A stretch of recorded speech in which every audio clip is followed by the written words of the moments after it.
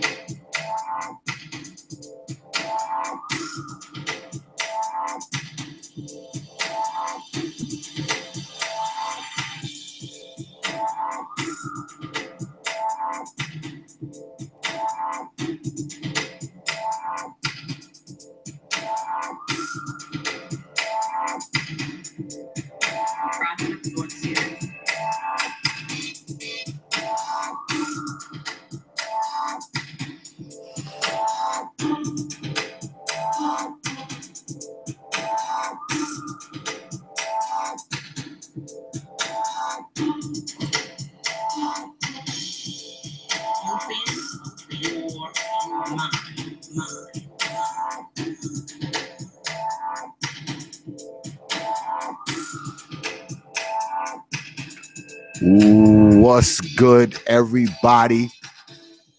Welcome back to another edition of the Prophet of Thought series, right here on the old TPOT YouTube page. I'm your host, X, of course. And tonight, y'all, we got a good show for y'all tonight. I got a brother on that I have a lot of respect for. Brother Brandon Jones. Y'all may know him as Universal Jones. He's become pretty much a regular on the old streams here on old TPOT. And damn, why do I look so red up there? Hold on, y'all. I gotta fix the lighting up in here. Lighting in here is crazy. Look red as hell. Not liking that. Look red as hell. Lighting does not look good, y'all. I look like I'm sitting in front of this big ass red Christmas tree or some shit. Happy holidays. Because I got a couple screens and I look good on one screen, but the other screen, the screen that's going live, I look red as hell. I don't know what the hell is going on right now. Let me take these glasses off, goddammit, so I can see what the hell is happening. What's up, folks? I see y'all in the chat room. Simply Deep, Lady Cats, what's good? WOTP, what's good? What's good, folks? Yeah, I'm trying to adjust my lighting, y'all. The lighting is kind of crazy, so I got to do some configuring right quick. I think it's kind of messed up because I got my green screen up, so it's kind of blocking things out, making things look a little crazy up in here. So it's not looking right, but we're gonna work with it. Yeah, like I was saying, I got a special brother on tonight. Hey, what's up, Lady Ming? What's good? Brother Jones, he is a psychotherapist. He's a writer. He's a professor. He's also a behavioral health consultant, and he's also the founder of Jedi Institute. I hope I said that right. That's right. Okay. And tonight, y'all, I know if y'all read the topic, we're going to be talking about the mental health of Black society. So without further ado, I give you Brother Brandon Jones. What's good, brother? Man, I'm doing well. I can't complain being a young Black man. Every day ain't easy, but you got to keep making things happen and keep pushing forward. So I can't complain. Well, before we get started, before I let you drop jewels on the audience, I just want to give them a little. I want to give them a little background because I did a little bit of research. I happen to research stuff from time to time, and I took some notes, and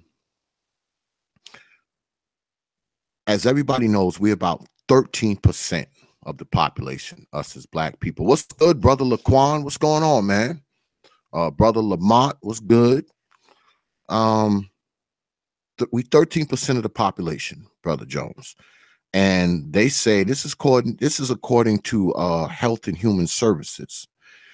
Out of that 13% of the we're 13% of the population, I should say, and out of that, 16% of us have a diagnosable mental illness within the past year.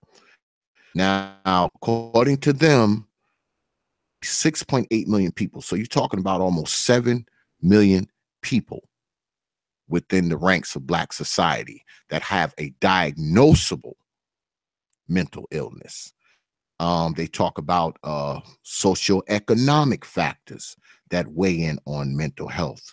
You know, a lot of our black brothers and sisters are poor, homeless, incarcerated. They have substance abuse problems. So that makes them a higher risk for mental health problems. And they also say that racism contributes to mental health as well. So let me hear your take on it. You're the professional. What's your take on it, Brother Jones? I would say that those are quote unquote official numbers, but they're probably higher than that. Most folks do not address their mental health in a professional manner. So they don't go to mental health professionals. They don't, we don't, let me say, not they, we don't, we don't necessarily always take these steps to get this more professionalized treatment for our mental health. So I would probably say that percentage is a lot higher than what is actually being stated in there. I also would say that as a culture, we have all been traumatized. That is my general blanket statement. As a black person in the United States, I would just say in the Western Hemisphere, I think we've all experienced some level of trauma. And that's the basis that I do a lot of my work from. That's the basis that I try to work in the community from, is saying that this situation that we're in is unnatural, it's not normal, and something has happened to us. Well, let me ask you this. If we as a people, and I mean, it's no secret, I talk about it, other brothers talk about it on their channels. We've been hearing it for a lot of years. The state of Black America, if you will. Do you think that the mental health or the lack of acknowledgement of the mental health crisis, the lack of treatment for the mental health crisis within Black society, do you think that that plays a part within our society? And when I say that, I say, you know, the crime, the killing, you know, the illegitimate births, the, you know, just the whole chaos. You know, you can put anything in there that you want that is part of us as a people. Do you believe that those factors play a part in it as well? Oh, absolutely. You know, most of what we will in social science, we call these things social ills, right? Most of these social ills are connected to us trying to cope, trying to feel. And some of this goes into brain science. I'm not going to get too technical tonight, but we are trying to feel better about ourselves, right? And believe it or not, some of the things that are most harmful to us make us feel better. Violence, stealing, it gives us a rush, right? Sex, food, even some of the most unhealthiest foods give us some of the best pleasure. You know, conversating and how we conversate. Now, and you think about Black people and how we've adjusted our culture, right? You know, I think about folks like Dr. Joy DeGruy Leary, Naeem Akbar. These are folks who've talked about this, how our history, our historical trauma has led up to a lot of the behaviors and the cultural norms that we have today. And what ends up happening is a lot of those cultural norms have been just based on us trying to survive as a culture. You know, it is a miracle that Black folks are even still here as an ethnicity due to the things that we've experienced. So what we see today is really just a ramification of us responding to the society that we are actually in. How does that tie into mental health? I would say that most people in the United States are mentally unhealthy, period. Mm. Like this, we have a very stressful society. Everything is very task oriented. You got to hit check marks every day. It's not the most healthy place to be. This is why we have people who are highly addicted to things like caffeine, nicotine, sugars, because we're trying to stay at a level of comfort and keep us going and moving forward. And we use a lot of these unhealthy things to cope, myself included. I mean, this is the culture that we've been indoctrinated into. So it's not like black folks are crazier than other folks, right? No, It's our like stuff is our stuff is a little, I would say we're crazier than anybody else, because I see a lot of other cultures that do some really bizarre ass stuff, man. I'm just like, why would you do that? Like, I posted a video on Facebook, I think yesterday or the day before, about these folks who were just like, I think they were in Australia, and they just were with these pack of wolves. And they're chilling with these wolves. And of course, they white folks, because black folks ain't gonna be out there chilling with no damn wolves, howling and rolling around and all that. We ain't gonna do that. To me, that is bizarre behavior, right? But then we do things that I would say are somewhat abnormal as well. So our stuff's a little different. Our stuff is a little different, but everybody's got issues. Everybody's got issues, but our stuff is a little bit different. Well, I know people that are crazy. Yeah. All right. Legit Yeah, crazy too. Yeah, I know people that are crazy. Me too. And when we talk about mental health, right? What are we talking about? Are we talking about the guy who's standing, downtown, in the middle of the street with because there's a guy here. Mhm. We call him Moses. Mhm. And he stands on the corner of Sharon, Amity, and Milton every single day, rain, sleet, or snow. He carries this big stick, and he's just talking to traffic. So he's like Looney Tunes crazy, like I mean, Psychosis, yes. yeah, he's Looney Tunes crazy. Mhm. And then you have people who would possibly be mildly crazy. So there's different levels Yes. of mental health, because you got some people who are like crazy Moses down there who stands on the corner every day, and then you have people who maybe have mild mental health issues. Correct? Right. Yes. And was it 2015? I want to say 2015. The Association of Psychology put out the new version of what's called the DSM, which is pretty much the mental health Bible. But before that, it's the DSM-5 is the current edition. But before that, we had what's called the DSM-4, and in that book, that book and the previous 3 editions, what they would do is divide mental illnesses and diagnosis into 2 categories, what they would call Axis 1 and Axis 2. So the guy, Moses down there where you're at in Carolina, that brother is on Axis 2, and that's more serious, what we call SPMI, or SPMI, serious sustained mental illness. So that's people who have personality disorders. That's people who have they might have OCD. They have more serious versions of mental illness. Axis 1, still mental illness, but they're not as serious as some of these other things, like antisocial personality disorder. Axis 1 is depression, generalized anxiety disorder. Something that I think most Black people have is what's called adjustment disorder, which means something messed up happened, but it ain't as serious as some of these other disorders. So we give you what's called an adjustment disorder. So you're usually adjusting to something that's happening. What else is in there? PTSD, eating disorders. Those were typically Axis 1 diagnosis. In this new version of the DSM, what has happened is they've gotten rid of those 2 axes and just kind of collapsed everything into one. But the way I was trained as a mental health professional, I still think in that manner of having these 2 axes, because I do think it's beneficial to separate people who have more serious mental illnesses versus people who don't. I think everybody's damn near mentally ill. That's my own bias. We all got something wrong with us, right? And one of the things I focus a lot of my work on is stress reduction, because I think that's one of the biggest ways to keep our mental illness in check is by making sure that we are monitoring and working on our stress levels. Especially as Black folks, our lives are already stressful. I mean, we're working against the grain from birth, sometimes even before then. So it's really important for us to figure out healthy ways to manage our stress levels. Now, that does not get you classified in the DSM when you talk about stress, unless you have post-traumatic stress disorder or one of the other kind of more serious stress-related disorders. But for us, most of the time, we're just trying to adjust to just general life and society. And that leads into some of these other things, like schizophrenia, and et cetera, et cetera. So that's my approach to the mental health question.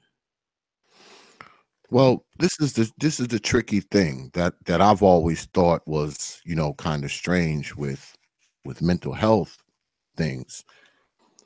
What can you do to see it coming? Like, I mean, what are the signs? I mean, for instance, people with children, okay, what are the Mhm. signs? I mean, what do you look for to prevent a mental health problem from growing into a bigger mental health Sure, problem?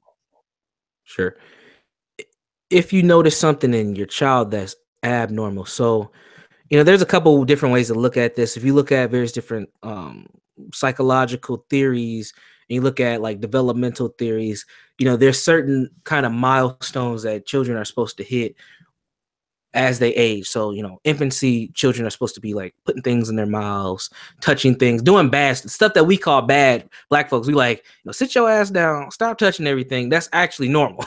Kids are supposed to be, when they're 3 years old, putting things in their mouths, touching everything, messing up everything. That's actually normal, right? As they get a little older, when they get about 5, 6, 7 years old, now they're starting to develop a little bit more socially and understanding their environment. So then now they're starting to ask a lot of questions. They're picking up things. And for Black kids, we have kind of this natural genius. Dr. Amos Wilson talks about this. And I see this with my own daughter, where she's so far advanced over a lot of the other kids that she goes to preschool with. And she's one of few of the Black kids that go to her preschool. But what ends up happening is, but also me knowing that information, I put things in front of her that would challenge her intellectual development, because I knew that she could be ahead of the other kids because I had this awareness. But kids have, at that age, they have this ability because their brains are at the highest level of human development is when you're between the ages of 5 and 8 years old. And what ends up happening is that's when you should introduce various different levels of languages. So if you want your child to speak a different language, math and reading, those are probably the 3 biggest things that you can do for your child in that age range, and they speed up. What ends up happening in that category is a lot of people start to notice that their kids are not keeping up with the kind of the general population of kids. So usually what happens is if they're in preschool, or if they're in like kindergarten, your teachers will notice that they're not keeping up at the same speed as the other kids, doing some of the basic things, ABCs, 1, 2, 3s, colors, all that. Those are usually signs that something cognitively may be wrong with your child.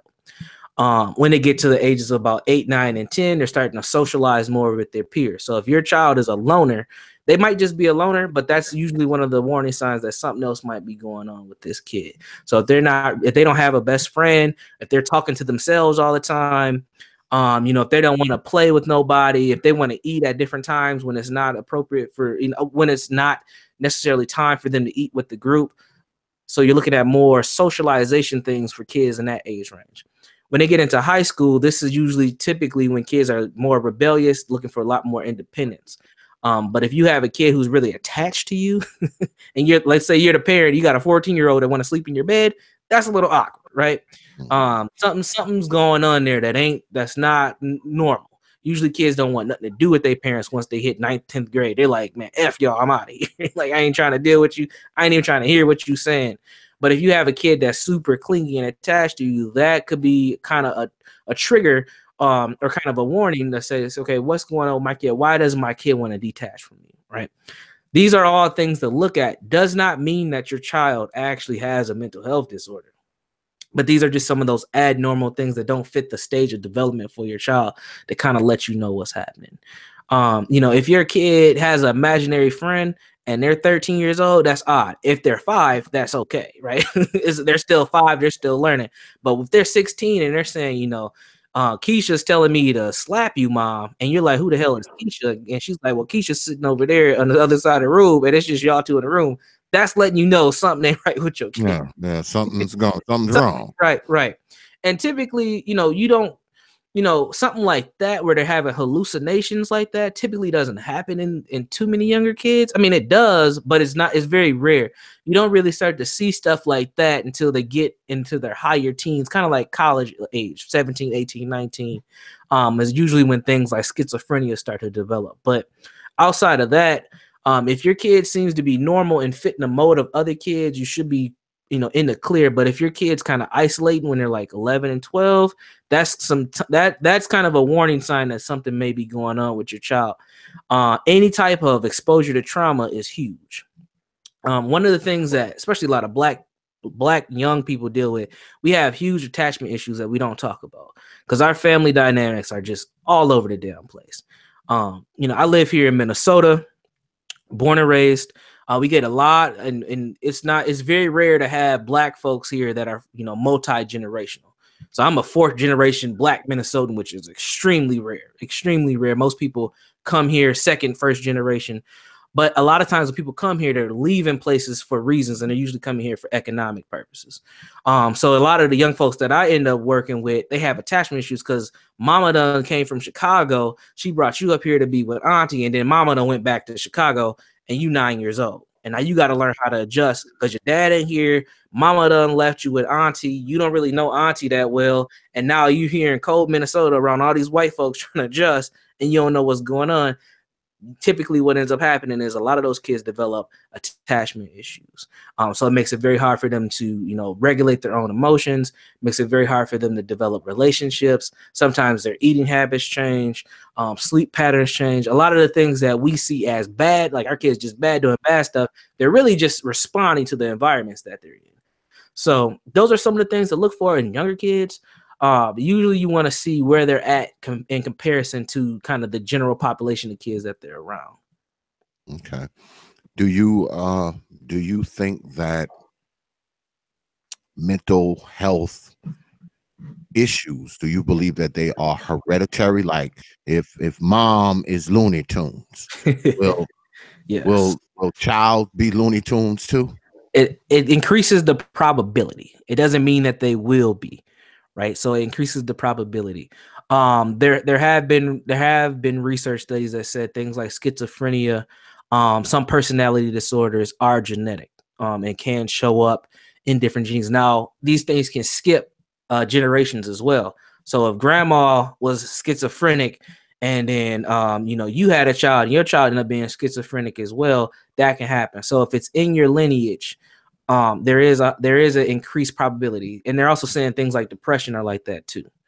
That if you had somebody who was chronically depressed, that potentially can genetically be passed down to the next person. A good study for folks who want to check this out later is a word called epigenetics. Talks a lot about how our lifestyle, so nature and nurture, interplay with each other and are passed down from generation to generation. And there's been studies that talked about how stress hormones are passed from the mother in utero, or passed to the baby from the mother in utero. And I even seen a study earlier this year that said stress hormones in the male can be passed through the semen to women, which freaked me out because I didn't know that was possible. But as technology gets better, we start to understand more things about how humans just interact. So some of these things definitely can be genetic, absolutely. But for me, even more than genetics, I think that environment plays a much larger role in mental health, and in actual having mental disorders. I think that environment plays a much huger role. Well, I believe that we as black folks, the reason why a lot of our mental health needs aren't addressed is due to the stigmas that are attached to mental health for us, because with us as black people, man, we attach stigmas to everything.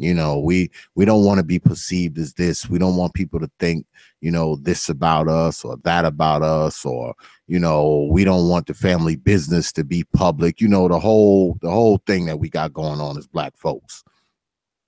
And I think that those stigmas those stigmas attached to mental health is what keeps people from seeking help. I guess they don't want to go and lay on the couch and talk about what's Right. wrong with them. Right. They don't want to be seen going into the psychotherapist's office. They Right. that to them, that appearance is more important than their own mental health, which I just think is totally ridiculous. I mean, Right. we Absolutely. have a tendency to put things in front. We put things out front, man, and we are more concerned with those things than we are our own health and our own well-being. And to me, that alone is a mental problem. If you if you are willing to put how you appear or how you look to other people in front of the truth, to me, that is a Right. damn mental problem, you know, I because would agree. that's more important to Yeah. you than the Yep. truth. Yes. So, I mean, I think that we need to get away from that kind of stuff, man. And, because you and I, we have spoke before, and, we talked about how, there are some people who need, there's a lot of people in Black society who could really use some mental therapy, man. They could really use it. It would be useful, Yep. I right? would say all of us. Yeah, I know and, my ass needs some damn and I mental did. therapy. Before I jumped into this profession, I told myself, if I'm gonna do this, I need to be on the other side of that couch. And it took me a long time. I probably needed therapy back when I was about 13 years old. I didn't give any of my backstory, but I grew up in a household full of trauma and drama. Man, I'd seen a lot of domestic violence growing up. I found out that my stepdad was my stepdad when I was turning 12, and then I met my real dad when on my 12th birthday. It was just all this crazy stuff, right? And then back when I was 13, I was just struggling mentally, man. I probably needed therapy, but the only thing that really saved me was I knew that I needed to keep my head in books, because I just figured my escape would be college. Like, that was my get out of jail free card, get out of this shit type of plan. And football. Those were the two things that kept me going. If I didn't have those two things, and music probably be the third. If I didn't have those three things, I wouldn't be here. But I needed therapy. So when I turned 20, I think I was 25 at the time, I went and did therapy. And I think I did 10 sessions, and it was set up through the school that I attended. And I just wanted to have them pick somebody for me, because I didn't even know what to do. I'm like, look, y'all pick somebody, tell me when to be there, I'll show up. They set it up. I actually seen some old white dude from Greece, some old Greek dude. Didn't think that he would have helped me do shit. Like, when I walked in there, I'm like, who the hell is this dude? But it helped. It helped. And one of the biggest things I learned from that, and this is this is funny, because this is how I actually kind of found you, is because I've been on this quest for manhood and understanding folks, and getting into folks like BGS, Black Ram, Rom Wills, all these folks, O'Shea. Because I've been trying to figure out, how do I improve myself as a man? Because I've always seen myself be kind of a simp, right? Uh, like, I can't be out here simping, right? I can't be married in a marriage and have my marriage fail because I feel like I'm not adequate enough as a man. And one of the things I learned from therapy was that I struggle with being assertive, and which I think is a big quality of manhood, is being able to be assertive. And I was super passive all the time, and that stuff stems back to my childhood. Like, I've always had to be. That was my way of surviving, was being passive, and that behavior has carried over into me being an adult, and it was blocking me from getting shit done. And what ended up, once I understood that, and we were able to break it down, my life just, it changed really quick, because I actually went probably on the deep end of being assertive and just making changes in all types of places in my life. But I learned how to master that for myself where it worked. So therapy definitely can help in many ways that we don't expect. Now, you mentioned stigma. And this is something that I get a little bit of pushback from with folks, because I feel like that's almost a scapegoat for us when we talk about, well, we got stigma, so we don't go. And Black people don't do therapy, which is fine. We don't have to do this traditional therapy where we go sit on a couch and talk to a stranger about our problems. But that doesn't mean that we shouldn't be working on the shit that we've gone through. Like, that to me, that's the key. Black folks, we have built a culture around struggle. Okay. We've embraced struggling. And I think that that is dangerous. I think it's important to recognize that we have resiliency and we've moved past it. But embracing struggle keeps us there because that's our identity, is we always have to be struggling, which ain't true. Like we need to embrace thriving and pushing forward and moving through stuff because that's really the genius that we have as an ethnicity. But since we've embraced struggle, we are comfortable in struggle. And that is what the stigma piece for mental health for me comes from, is it has this core of being comfortable in the struggle and embracing the struggle. And one of the things, and yes, so I say there's 4 reasons why this mental health stigma happens for Black folks. Number 1, therapy was never meant for us any damn way. And matter of fact, when it came to psychiatry and therapy, we were the guinea pigs, the test crash dummies for most of the shit that is being used today.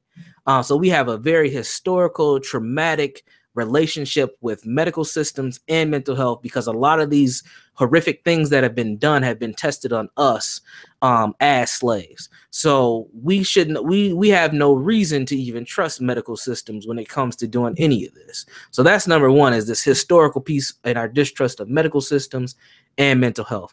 And it was never. And talk therapy was created for affluent white folks, males and females. That's the original foundation for this version of what we call mental health therapy or talk therapy. It wasn't even for, if you ain't had no money, this was not for you. You just went off to the nut house, and in the nut house, whatever happens. So they had all types of therapy methods that they would do. They would shock. I mean, we still do actually shock therapy, believe it or not. It's not called that anymore, but that's what it is. They would test various different medications on you. They would put you in cold baths and hold people down. I mean, they did all. I mean, we talking about white people, man. They did all type of cannibalistic stuff to people because people were mentally insane. And this is not just United States. This is in Europe too. There's a famous mental health hospital over there. I think it's in Paris. I want to say it might be in London.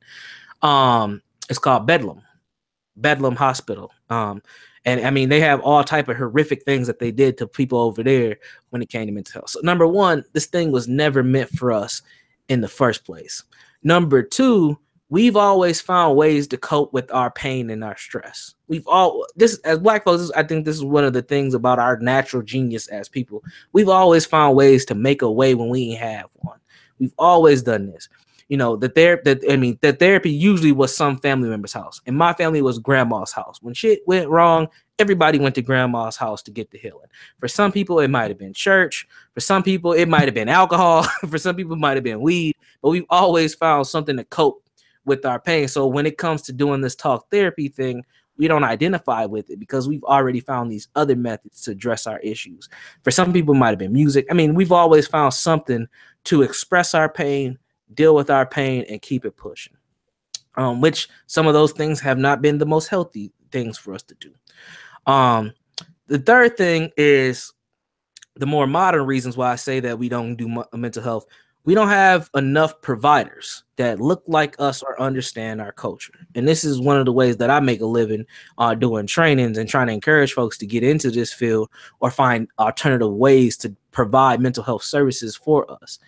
So we don't have enough Black folks. I mean, I get recruiters hit me up on LinkedIn all the time trying to get me to move to different places where I would expect to have a lot of Black therapists, like Houston, Texas, Atlanta, places that we have high population. We still don't got enough therapists, but we got a lot of folks going to school for a psychology degree, all these liberal arts degrees that you got to hustle to make a living after you graduate. One of the things that we could do is go get a master's degree in mental health therapy or in chemical dependency, which is and will be continuing to be a lucrative field with opium now on the rise, and you have a profession, right? But we don't have enough people. It's rare. Being a Black male therapist is damn near like being a unicorn because we don't barely exist. We just don't. And I'm in a state where we ain't got a lot of Black people anyway, but it's hard to find Black male therapists.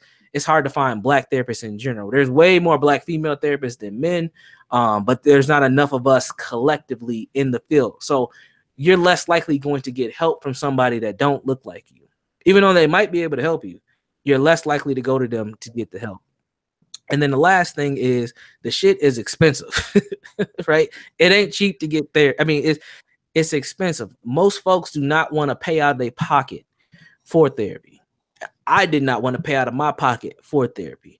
A lot of us don't have adequate enough insurance to even cover this, right? So that's another piece of the work that I do is I try to still give a lot of therapeutic, content. I do groups locally.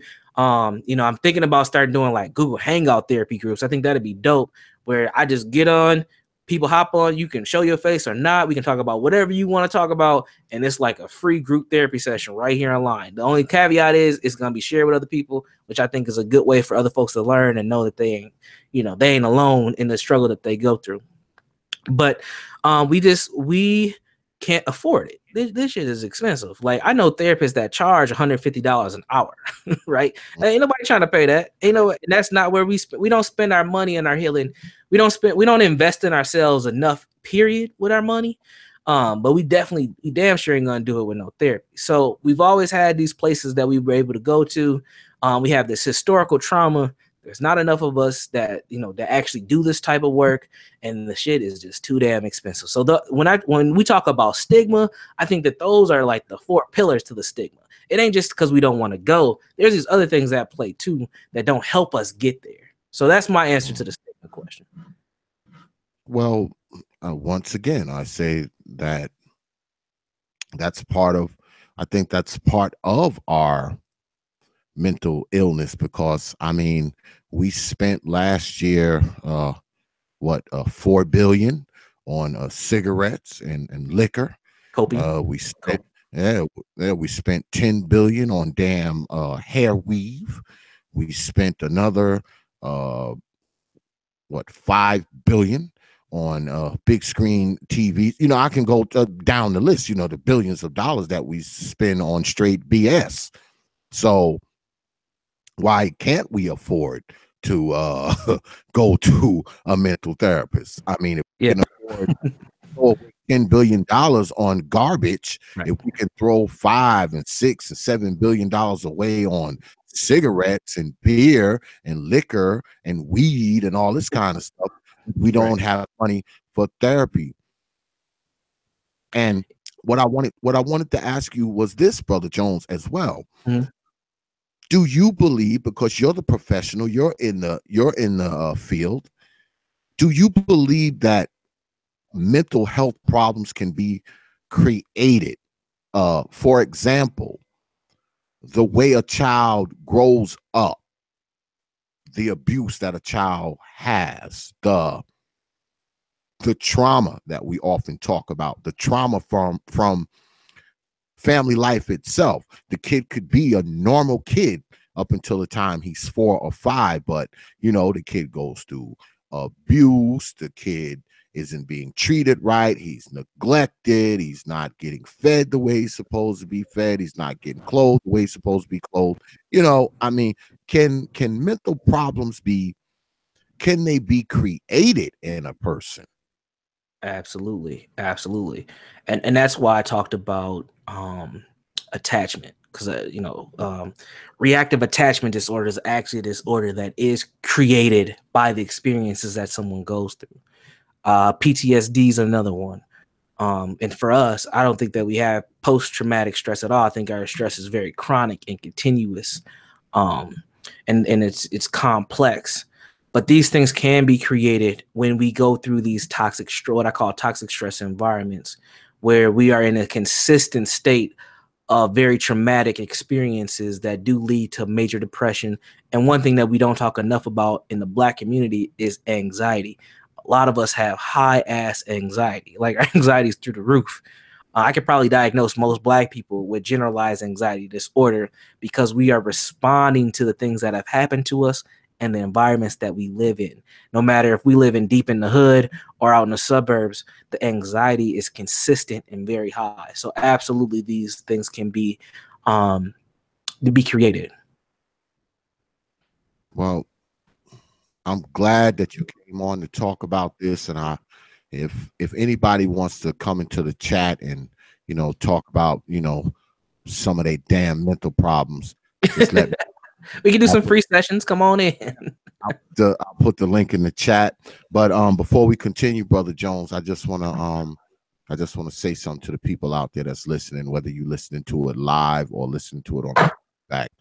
I've been getting quite a few donations to the channel, and I can't believe it. Like more donations. Not that I'm complaining, y'all. Don't take it that way. Get them coins, man. Yeah, I have been receiving quite a few donations, y'all. Like more than I ever have. I don't know if y'all like me more now than y'all did before, or I think they donate to me now because they see, all these nice looking ladies that I got on the team now. So it makes them want to reach in their pockets. I don't know, but y'all know who y'all are. I'm not going to mention y'all or blow you up because y'all know I don't do that. Everybody who's donated to me, y'all know I write y'all back personally. So I just want to say thank you. All right, I want to say that on the air and live. I appreciate, because I've been getting a few, quite a few donations, man. I'm actually surprised when I look at my PayPal. I'm like, oh snap, So I appreciate y'all, and I wanted to say that because I don't want y'all to think that I don't appreciate it. But like I said, everybody who donates to me, I write them a personal email thanking them and all that kind of stuff. Anyway, but I just want to say that out loud that thank you for the donations, folks. Absolutely. I do appreciate them, and keep them coming. Keep them coming. So we here live with brother Jones, Brandon Jones, psychotherapist, founder of Jedi Institute. He's also a professor, very smart brother, very wise. If you want to come on and talk with brother Jones about something that's going on with you mentally, all jokes aside, because X always talks shit, but all jokes aside, I'm pretty sure he's willing to address something that you have to say. But if not, me and brother Jones will continue to just speak. And it Go doesn't ahead. have to be too deep either. I mean, we don't got to get too deep. You don't got to put yourself out there. But if you do have some questions about something, please feel free to come on in and get the There you likes go. up. We got 11 watching and 5 likes. Get the likes up. Yeah, man. All 11 of you lazy people. 6 of y'all need to hit that daggone button. All right? Hit the daggone button. I mean, hit the dislike. I don't even care. Just hit a button. It's on. Yeah, just hit a button for Christ's sakes. Yeah. So let me ask you this: if I came to you and I say, "Hey, look, brother Jones, I got stuff going on in my life, brother, and I need to come, I need to come down, and talk to you down at your office. I got the money to pay you. I got the money. Now, how do if I'm a person who has, the stigma cop out going on, how do I come to see you? Keep it discreet, because I'm asking this because of this, brother Jones. I believe that a lot more of us would seek out a mental health professional like yourself if we thought we could do it discreetly, like come down through the basement of the office building, or come through a secret door. Yeah, I truly believe that. If we thought we could do it a little more discreetly, where no one would know, if we could come in there in a hoodie and a big overcoat, because I think that that's a major part of it, that people are just afraid to come into your office. They're afraid to. I don't think it's so much of I mean, with a lot of us, of course, whatever socioeconomic, part of the country, socioeconomic state you're in, that's going to dictate whether or not you seek out these things, just like anything else. But for those of us who could afford to come and see a brother like you, even though we have the money and we have the insurance, to come down to your office, we still won't, because we somebody's gonna see us walking in there to brother Jones' office. So how do we get past that? Yeah, I mean, it's just something that you got to buckle down and make a decision. Do you want someone to help facilitate your help or not? places are, fairly discreet. One of the things that when I refer folks to do therapy, and they ask me and they tell me that they're a little nervous. I get a lot of inboxes on Facebook, random people, and they're looking for just a little bit of advice.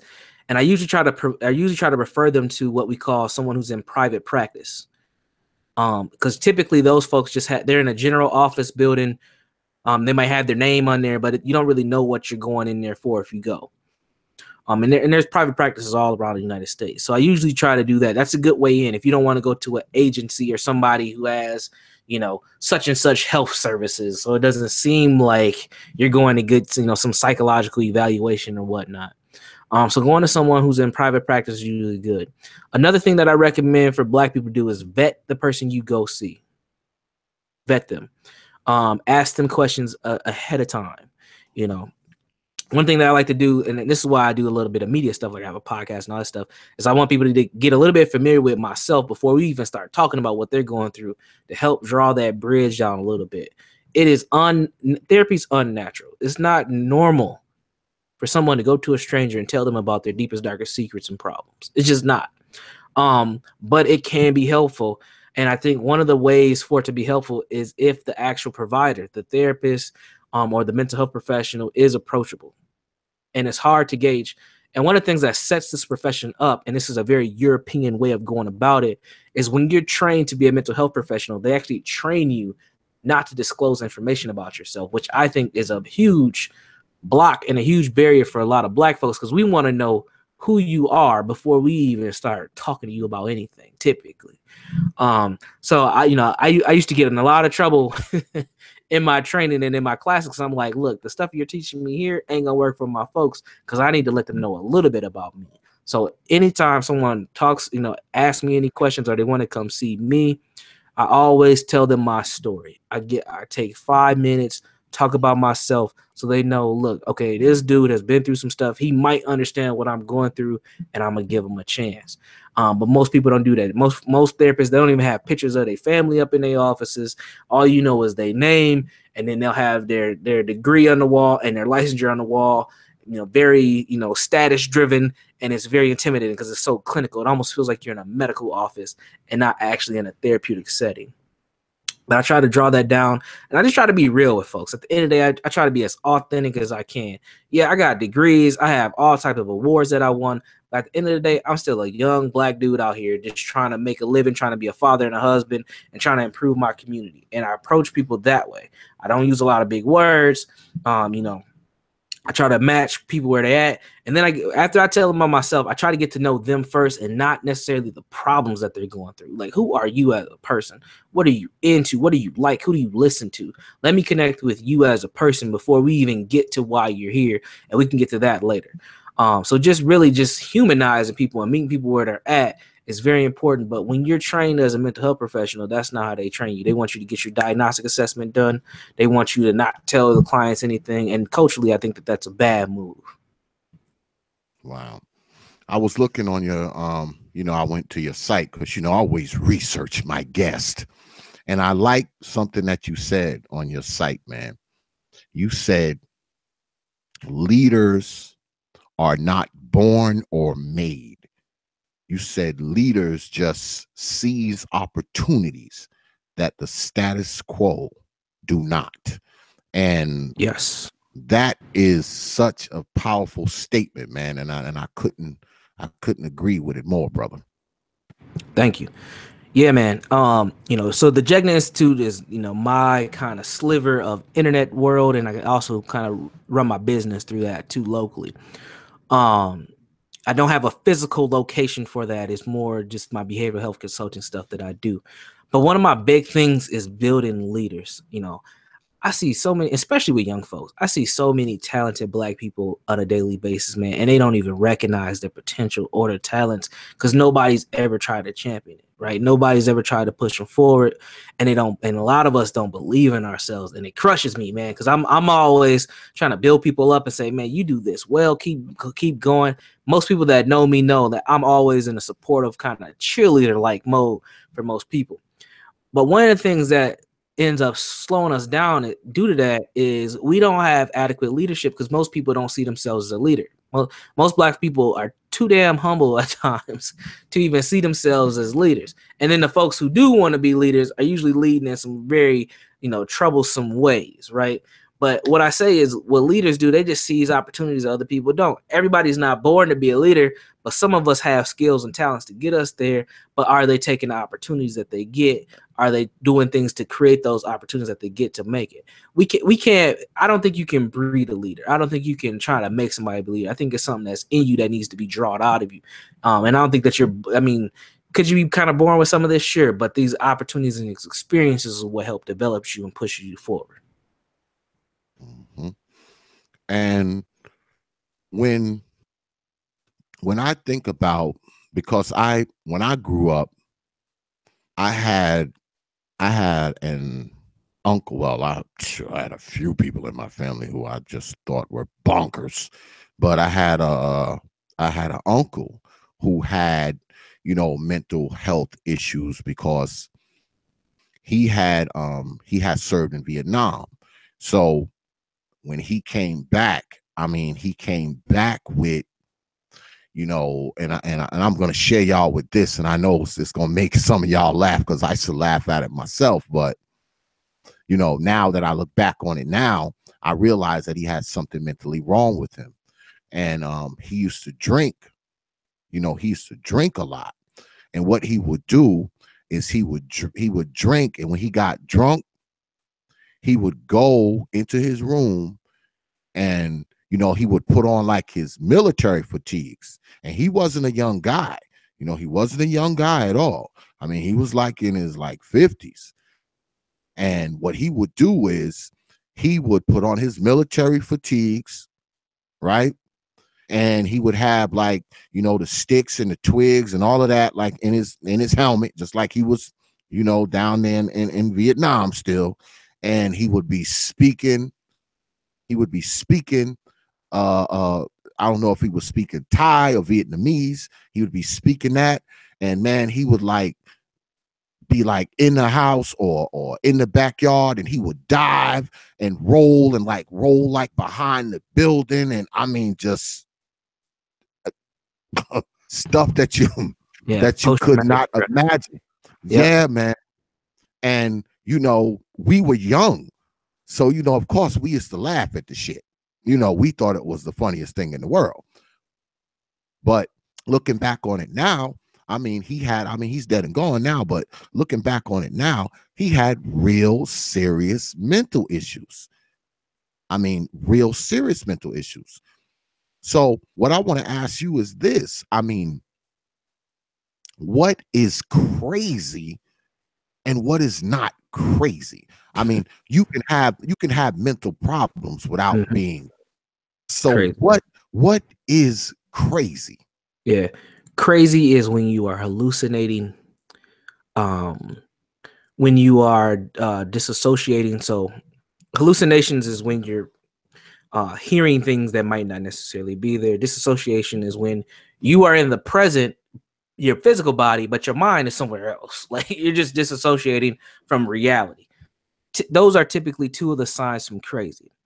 If you would have asked me this question 3 years ago, I would have said people who have OCD, which is obsession compulsive disorder, they would be considered crazy too. But as I've learned more about that, it makes sense to why people kind of have these compulsions or these obsessions and these behaviors. But that can be seen as kind of crazy too, where you have somebody get out their car, they got to circle their car 4 times to make sure they didn't hit anything before they go into a building or into their home, right? That can be considered crazy. That's just abnormal, right? A lot of behaviors that we have that are abnormal are due to some negative experience or some adverse experience that we've had. But I would say to be labeled on in that level of crazy is when you disassociate or you have hallucinations. So you hearing things, you talking to people that might not be there, or your physical body is present, but your mind is somewhere else. And there are a lot of people like that. Typically, these people end up homeless or in some type of group home setting. If they're younger folks, they might end up in foster care. There's a lot of places that these people end up because it's very difficult to live with them. It's very difficult to help grow these people or help support these people because of their level of mental health. I think about people when they get older, like dementia. Like dementia is very hard to deal with. Like I can't do it. There ain't no. I haven't seen any therapy that helps with dementia. Like you have to be in a group home supportive setting to really deal with that level of cognitive disability. But those people they disassociate a lot. Sometimes they hallucinate, and that can be considered crazy, right? And it sounds like what your uncle was going through. He definitely had some PTSD from war because he was in that war. He was reliving those experiences back in war. That's why he would put his army fatigues back on. He would probably get drunk to the point where he would disassociate back to some time where he was in the military. He would go in that room, put on that uniform, go outside, and next thing you know, he's in the middle of a combat zone, and y'all laughing in the back. He ain't even paying attention to y'all for the most part. He's just doing his thing because he's stuck in that altered kind of disassociative state. And it happens to a lot of people. Think about people that you see on any type of public transportation, so on the train or on the bus. A lot of those folks who are like homeless folks talking to themselves, they have more serious, pristine mental illnesses. And those are things that usually get treated with medications more than actual talk therapy. Some talk therapies is introduced, but usually those people are on some kind of medications. Whether it's an antipsychotic or antidepressant medication. Go ahead. You can't really be you can't be friends like with someone who's crazy like that. Like if someone's crazy to that point, like, I know I keep saying crazy, I can't help myself, I know you. When someone's crazy like that, you can't really like be their friend. I mean, really. I mean, even if you have a slight mental issue yourself, you can't be friends with someone who's that level of crazy. Like I told you about the brother down here, I call him Crazy Moses. Mm-hmm. Me and Crazy Moses could not like be friends. How the hell are we gonna be friends when he walks around with this big ass stick and talking to himself? So those people are on the margins of society. Like, I mean, those people, because number one, their behaviors are, oh, hey, what's up, brother Sheep Stay Sleep TV? What's good, man? Those people, brother Theron, what's good, brother? Those people, they are considered, they're on the margins of society. They're like the outliers of society. So wherever those people exist, if they're not homeless or sleeping on the street or something like that, wherever they are living, it basically has to be a place that's suited for people who are as mentally challenged as they are. Now, you have the exceptions where, some people, they really love the person and they're like, okay, I'm willing to deal with their crazy, I'll let them live in the house. But that's only going to last for so long. Because I know me, if I had a family member that was like severely crazy, they wouldn't be able to live in my house very long. I would get tired of that shit after a while. I'll probably get tired of that shit of like 30 days with that craziness going on. Yeah, they'd have to get the hell out. Because what that's going to do, it's going to make you kind of crazy, isn't it? If you got a person living in your house that has serious mental problems, I don't mean a little mentally challenged. I'm talking, out there, level 10 crazy. I mean, isn't that gonna have an effect on your mental health? Oh, absolutely. It's just dealing with that. Yes, it gets back to stress. And this is when most of the time when I'm talking about mental health and Black folks, I'm talking about how we need to address our level of stress, man. Living with somebody and trying to be a caretaker for somebody with that level of mental illness is extremely stressful. It's extremely stressful to the point where you get frustrated because you're trying and you're hoping that they're going to get better. And if they don't, then you feel like you failed them. You feel like there's no hope. You start to just slip a little bit, and that is extremely stressful. So then what do? You start coping. You might start smoking cigarettes. You might start, eating unhealthy. You might start doing just wild, crazy behaviors, doing drugs. doing heroin, whatever the case may be, for you to just get over. You might even start developing things like a gambling habit, right? You might just start doing all types of things to just get away and escape from some of that chaos that ends up happening at home. And that's why a lot of those folks end up homeless or in group home situations, because their families can't deal with that level of activity on a consistent daily basis. It's sad and unfortunate, but it's a reality that I think as a society as a whole, we have not dealt with very well, because it's hard to treat anybody who may be challenged, whether that's a physical disability or a mental disability. But when you have people who are doing bizarre behaviors, and sometimes those things can get violent, man, people just give up. People just give up. It's hard. It's hard. And this is why, businesses like senior homes or senior living homes, and all these types of things, because it's hard to take care of individuals who are not self-sufficient based on the based on the society's expectations on what we need to do. It's hard to take care of other individuals. I mean, think about our kids. Like I got two daughters. One's 4, one's 2. Now, I have very low expectations for them to do a lot of things on their own. But as my 4-year-old gets older, I have expectations for her to be able to get dressed by herself, be able to brush her teeth by herself, etc. Now, if she can't do them things when she's 10, I'm going to be hella frustrated. Like, look, you 10 years old, you need to wipe your own butt. You need to take your own bath. Like, I can't keep doing this for you. Now, think about doing that for somebody who's 56, right? Like, that is stressful, because you're like, damn, this is dad, this is mom. They've been able to do all these things. They taking care of me. And now I got to reverse the role and take care of them. And then you add on the fact that they may have disassociation. So they may feel like they're in war, they're throwing on their uniform and then in the backyard, or they might disappear on you. You calling dad for dinner. Dad done went 8 blocks down the street, talk about he going to pick up something, right? Like, it's hard to deal with that on a consistent daily basis, and it causes a lot of stress. Yeah, I mean, because I used to live, I live in North Carolina now, but I'm from New York originally. And I say this to my wife all the time. You haven't seen crazy until you've seen New York crazy. Okay. I'm a true believer that some of the craziest people in the world are in New York. So when you go to New York, especially New York City, you see level 10 crazy like every 5 blocks. You see people doing some of the craziest stuff that you can't even imagine. You can't even fathom the crazy. I'm gonna tell you about it. There's a guy. Whenever me and my wife go to New York, because we go to New York we go back to New York like every 2 or 3 months or so. We go back to New York, and we get on FDR. Into Brooklyn. We go to the Brooklyn Bridge, and we go down through FDR. And I'm telling you, Brother Jones, there's a brother who stands on the side of an FDR. And I mean, every damn time we go, I mean, we've been going back and forth to New York for like 3 years now. And every time we go, no matter what time we're on the FDR, this brother's standing on the side of the FDR. And he's standing there with fruit on his head.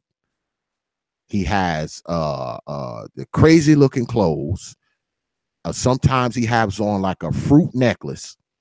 He's standing on the side of the road, and he's got like a corn of a cob holding it in front of him like it's his penis. And I told my wife, I said,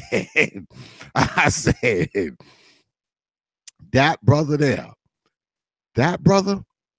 he is going to win the craziest person in the world award one day. Okay, he's the winner, hands down. All right, he's the winner, hands down.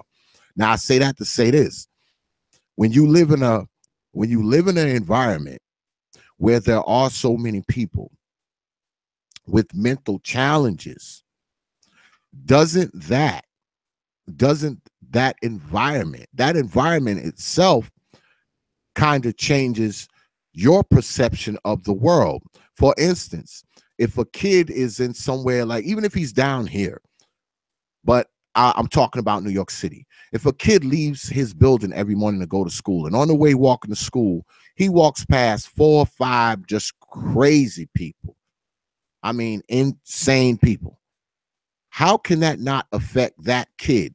Even if this kid doesn't have a crazy parent at home or crazy uncle who think he in Vietnam, every day that this kid walks to school, he walks past these crazy people doing crazy stuff, and he knows he's going to walk past them.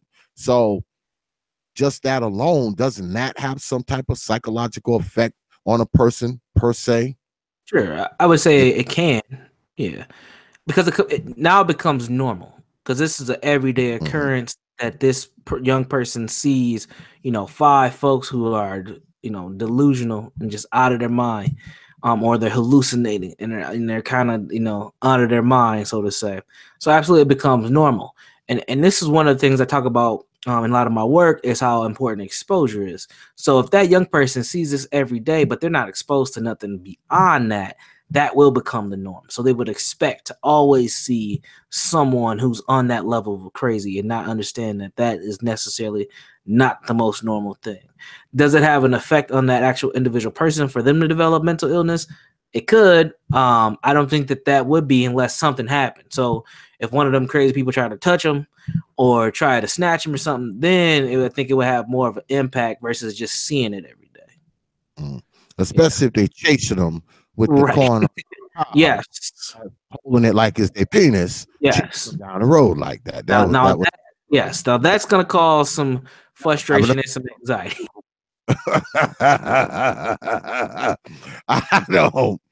I don't mean to make light of it. Well, yes, I do. I do mean to make light of the shit, but when you see stuff like that, man, it's like, I don't know.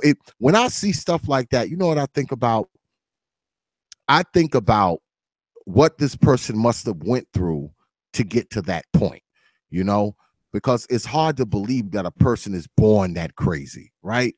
I mean, a person gets that mentally gone over a course of time, right? You don't just wake Yeah. up one day and you're dressed in fruit. You Right. don't just wake up one day and you got a suit made out of fruit on and you're standing on the side of a busy ass highway in New York City. That doesn't happen in one day, right? No. Typically, it's a build up to get to that level, right? And I'm pretty sure that that individual per se, he probably has some weird things about him when he was younger as he developed. Now, it kind of also depends on what happened. Like I have an uncle. I don't know what he would have, but he's not the same person that all my family says that he used to be. And what ended up happening to him, he went to the University of Minnesota. His first year, he was like a real smart dude. And what ended up happening is that somebody slipped something in his drink. Now he's partying with some white folks on campus. Somebody slipped something in a black dude's drink, and then I think it's probably the late 70s at this time. And ever since then, he's just been off. So that's what would be considered a chemically induced diagnosis. He just ain't been the same person. Like he's just bizarre. He's been homeless at times. I know he's had a drinking problem at times, but he's just not all there. And I don't know what his diagnosis is, but he ain't all there. But that something happened to him, right? He wasn't born like that. He grew up most of his life okay, but somebody put something in his drink, and ever since then, he's been different. I've actually had other clients like that too. I had this 19-year-old black male from Minnesota, went down to Texas for college. First semester, he's popping mollies, smoking all type of weed because he's on a college campus. He ain't never seen some of the weed they got down there, and boom, schizophrenia kicked in, and ever since. Is that me or you? Sorry about that. That's good. me. That's my damn thing. Playing it ain't supposed to. One of my kids got out of bed and was messing with something like, oh shit. I gotta go. Playing it ain't supposed to be playing. Yeah. Go ahead, brother. No, but yeah, he developed schizophrenia, and and it was chemically induced. So he's mixing various different drugs. He's away from home, so he's already got this level of stress being a first generation college student, black male, in this predominantly white college in Texas. So the anxiety's high. and now he starts to smoke weed and do mollies and he's partying, and then it kicks off something, right? Now, given his history, he might have had some other things that could have contributed to that. I wasn't privy to those things, but it was that incident, those incidents on campus of him having heavy drug use mixed with him having his anxiety on campus that sparked his level of schizophrenia. So you know, our experiences and what we intake into our body definitely can have an influence on our level of mental illness, but typically it doesn't just happen overnight. It's usually a buildup of a couple different things. So, if what would you say to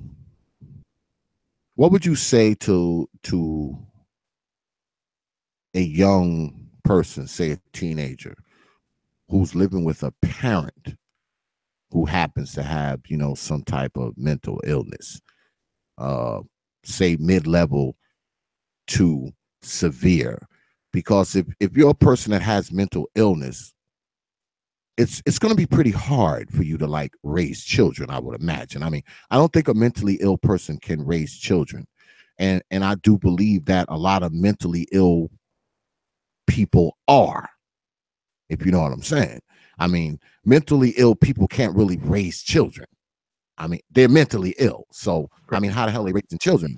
But you got a lot of people who are mentally ill, and these people are having children and raising them because, you know, especially in Black society, because unfortunately us as Black men will climb on top of anything with a vagina.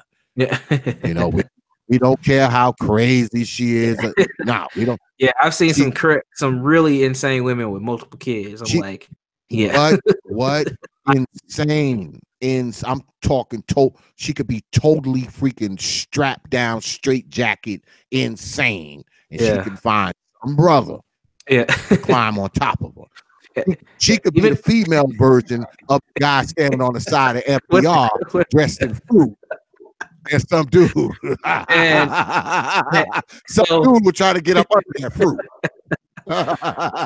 One of the craziest things that I see here in Minnesota. So here in Minnesota, it's like the movie Get Out, man. Like interracial relationships is the norm. So if you're a Black person, it's expected that you're in a relationship with somebody that's not Black. Like that is the norm here, which is bizarre. So when people ask me, like, what does my wife look like? And I tell them that she's Black, they have to ask, like, do you have a Black wife? Which should never be a question, but I do. And I'm bringing this up because one of the things I see here is I see some of the most like heroined out or meth out white women with these mixed babies. And I'm like, what dude is why are you hitting that? Like, and then if you are hitting it, you ain't hitting it with a condom on. Like, you lost your mind. But you'll see some of the most ragtag white chicks with a mulatto baby. I'm so just that like, means some climbed on top of her. I've been seeing some messed up Black women too. But that to me is one of the most, I mean, and it happens here all the time. If anybody in the chat or anybody that checks this out later lives in Minnesota or a place like Minnesota, you know what I'm talking about. And you'll see. I mean, it's just like the most drugged out chick you can think of, got a little Black baby, or mixed baby. So, but yeah, we will do this. And being a parent and having a mental illness is very difficult, and it puts a lot of stress and pressure on the children. I have actually seen kids, due to their own levels of depression or anxiety, based on their parents' mental health disorder. Like, I have this one young man, he had a lot of aggression issues. And I don't know what happened to this kid. I wish I did, because he was a really smart dude, but he was just so mad. It was him and his mom. He was the only child. He was like 15 when I got him, and he was getting bigger. Like, I seen him for about a year, and in that year span, he probably grew about 3 inches, probably gained about 15, 20 pounds. So he was a nice cut up dude. But his aggression was getting worse and worse, to the point where he was younger. He used to get mad at his mom whenever his mom would go off and have her own little, psychosis or her mania experience. And he would just get mad. And he started off by like punching walls. And then his mom got to the point, like most Black mothers, nigga, sit your little ass down. You ain't gonna be running my house, getting up in there, putting her finger on his head and stuff. Till one day he just hauled off and slapped her. He just slapped her. Like, look, you ain't about to be doing this. to the point where they start to become a domestic violence thing because now both of them is getting into it. So she has to feel like she needs to flex on him. Plus, she's got her mental illness, and he can't cope with this because every time mom's doing weird stuff, mom's throwing his clothes outside off the balcony window outside, and he doesn't know why. Mom's making him, take out the garbage when he just took out the garbage. She making him take out an empty bag, like just bizarre behavior. He's got to cope with this, and his anger just up there. He had no male influence. Mom had a sister who left. I think the grandparents were super old, so they really couldn't do much for him. So it was really just mom and him, and his anger was just high. And I pray that this dude is okay. He ain't in jail for nothing, because this kid was pissed. But the reason why he was so mad, nothing ever happened to him per se, but he was just always around his mom, because like most black women who have one kid, that's my baby. And her mentality was that's going to be her baby forever. And she would just coddle him and try to make him do stuff. He's trying to grow up and be a young boy. And it just continued to be a problem. But this happens, and being a parent with the mental illness is very tough. And that's why I think if you do have somebody in your family and you think that you have suspicion that they might have some mental illness, try your best to team with them if you can stand them, or try to support the kids that they have, because having that family support is very important in situations like this. Because a lot of times those kids feel isolated, alone. They feel like they've had to grow up way too damn fast and take care of something that they are not equipped to do. So as best as we can do to help that situation is important.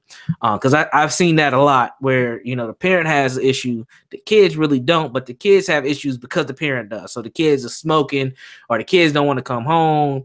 The kids might end up in juvenile justice or juvenile correctional situations because they stealing, because they trying to feed the younger brothers and sisters. Just all types of shit that ends up being a kind of a spiral based off the parents' mental illness. And that's the same thing for chemical dependency. So if mom or dads are drunk or they get high all the time, it's really hard for the kids to cope with that. So now they're doing stuff because they're trying to, get that love and feel good, but they're also trying to survive at the same time. So it does happen. And it is very hard. Yeah, it's gotta be rough when mom has an imaginary friend. So right. And we talked about these women who are crazy and they're meth heads, and brothers. We talked about brothers. Well, I said how brothers will climb on top of anybody. And I think sadly, yeah. And I think that is like a self-esteem issue.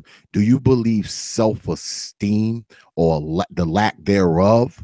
Do you think that that's sort of is that some type of mental kind of thing, to have such a lack of self-esteem that you'll just climb on top of anybody? Is that a mental problem? Yes, to a certain extent. Now, it ain't a diagnosis in the DSM, but if you're asking me, yes, I would say that when, it's kind of twofold. So let's talk about sex for a second. Sex feels good, right? I mean, it feels good. We will use sex to feel good. It's supposed to, yeah. Depending on how you're doing it or who's doing it to you, it might not feel good, but it's supposed to, right? So we will have sex to feel good, and this is natural. Like, this is our dopamine. These are actually the chemicals in our body to release us and to make us feel good. Culturally, as Black men, we've been indoctrinated to utilize sex as our calling to manhood.